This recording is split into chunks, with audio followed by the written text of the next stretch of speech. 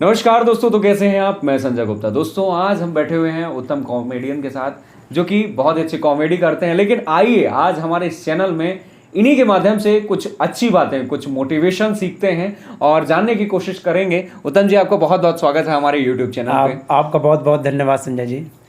उत्तम जी, हमारे दर्शकों को आप क्या बताना चाहेंगे, किस प्रकार का जीवन में मोटिवेशन, किस प्रकार से अपने जीवन में आगे बढ़ने के लिए लोगों को नहीं आपको फॉलो करें, आपकी बातों को ध्यान रख के अपने जीवन में पॉजिटिव हो जाए। संजय जी, जैसा कि मैं तो कॉमेडियन आदमी हूँ, मैं तो हंसी मजाक भाई बातें करता हूँ। लेकिन क्या होता है कि मैंने देखा है कि इंसान को सोच बड़ी रखनी चाहिए। बिल्कुल, मैंने देखा है, मैंने सुना भी है।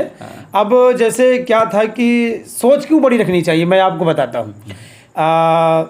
क्या था कि एक बार एक भिखारी, अच्छा भाई सभी भिखारी होते हैं, तो ट्रेन जो रेलवे स्टेशन में भीख मांग रहा था।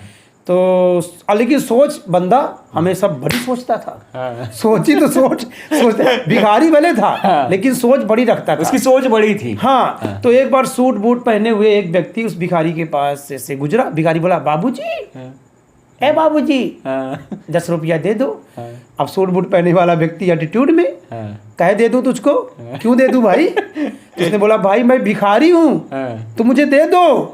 तो उसने बोला, भाई मेरे पैसे हैं, मैं तुमको क्यों दे दूं? जब ऐसा उसने बोला, कह रहे भाई मेरे पैसे मैं तुमको क्यों दे दूं? उसने बोला, मैं भिखारी हूँ, मुझे दे दो। अच्छा। उसने कहा, भाई मैं नहीं दूंगा, मैं भी तुम्हारे जैसे था, मैं भी कभी कभी मिडिल क्लास का था, लेकिन मैंने अपनी सोच से कुछ मैंने किया, तब जाके मैंने इतना बड़ा पैसे वाला बना। तुम भी कुछ कर सकते हो। अब बेचारा वो चला गया, लेकिन भिखारी के दिमाग में अब भीख मांगने की लालसा खत्म, कुछ करने की लालसा चालू हो गई। भाई ऐसा उसने क्यों कहा? अच्छा अच्छा। अब भिखारी के सामने कुछ गेंदे के फूल दिखे थे, रखे हुए थे। उसने क्या किया, भीख मांगना बंद, वहीं पर नेताजी के फूल जो चढ़ा नहीं मिल जाते रेलवे स्टेशन, वही फूल उसने बेचना चालू कर दिया। अच्छा। उसने उस फूल को 100 रुपए में बेच दिया। फिर अगले दिन वो 100 रुपए फूल लाया, 200 में बेचा। धीरे धीरे धीरे करते करते वो भिखारी फूलों का बहुत बड़ा व्यापारी बन गया। मतलब आप सोचिए, वो बंदा छोटी सोच से करोड़पति बन गया। अब क्या हुआ, एक गवर्नमेंट का प्रोग्राम हुआ, भाई जितने भी बिजनेसमैन हैं बुलाया गया। अब वो जो सूट बूट पहले वाला व्यक्ति वो भी पहुंचा, भिखारी भी पहुंचा। भाई अब तो बिजनेस मैन बन गए। वो जो रेलवे स्टेशन में मिला था, जिसने भीख देने से इनकार कर दिया, वो भी पहुंचा। ये भिखारी भी जो पैसे वाला बन गया, भाई फूलों का व्यापारी बन गया। अब ये भी पहुंचा।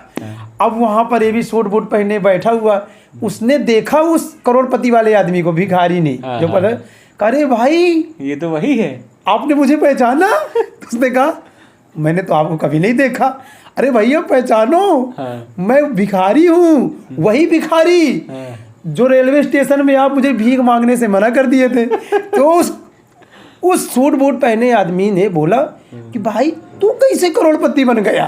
तो उसने बोला कि मुझे आपकी एक बात लग गई, मुझे आपकी एक बात लग गई कि मैं भी तुम्हारी जैसे था, मैंने कुछ करके दिखाया, तुम भी करो। तो भाई साहब मैंने भी वहीं से ये किया, आज मैं यहाँ बन गया। तो संजय जी, इस कहानी से सीख मिलती है, बहुत बढ़िया, कि हमें छोटा नहीं सोचना चाहिए। बिल्कुल। जब भी हमारे पास कुछ करने की आए, जब इन्हें कहते हैं कि भगवान आपको कुछ ना कुछ मौका देता है, तो ज़्यादा सोचना नहीं चाहिए। बिल्कुल। अगर भिखारी वहाँ पर ये सोचने लगता कि ये का ज्ञान दिया है, हटाओ मैं भीख ही मांगता हूँ, तो आज हमारे हिसाब से न बन पाता। बिल्कुल सही बात है। दोस्तों बहुत शानदार बात इन्होंने कही है कि आप कितने भी विषम परिस्थितियों में क्यों ना हो, कई बार होता है कि हम ये सोचने लगते हैं कि हमारे हालात सही नहीं हैं। जब हालात सही होंगे, जब हमारे पास पैसे होंगे, जब हमारे पास साधन होंगे, तब हम एक बड़ी सोच सोचेंगे, बड़ा काम करेंगे और अपने जीवन में बहुत आगे तक हमें करना है। लेकिन वो अभी नहीं, तब करेंगे, बाद में करेंगे। लेकिन सोचिए, एक भिखारी, एक बात उसे लग गई और उसने किस प्रकार से वो दृढ़ निश्चय कर लिया अपने जीवन में आगे बढ़ने के लिए, और उसका जीवन बदल गया। दोस्तों इनकी कहानी तो हमें बहुत अच्छी लगी। आपको कैसे लगी, आप इस वीडियो के कमेंट सेक्शन में ज़रूर बताइएगा। बहुत ही मज़े तरीके से इन्होंने इस कहानी को बताया, हमें तो बहुत हंसी आई, क्योंकि एक कॉमेडियन हैं आप।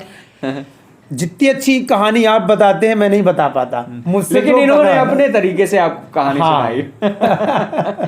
तो दोस्तों बहुत बहुत शुक्रिया, बहुत बहुत धन्यवाद। और इस वीडियो के कमेंट में ये बताना ना भूलें कि आप कौन से शहर से रहने वाले हैं। और जैसा कि पूरे भारतवर्ष से लोग जगह जगह से कमेंट कर रहे हैं, उन सभी लोगों का बहुत बहुत शुक्रिया कि आप तक हमारी कहानियाँ पहुँच रही हैं, आप तक हमारे वीडियो पहुँच रहे हैं। ऐसे ही अपना स्नेह प्यार बनाए रखें। मिलते हैं अगले वीडियो में, तब तक के लिए बहुत बहुत धन्यवाद। धन्यवाद।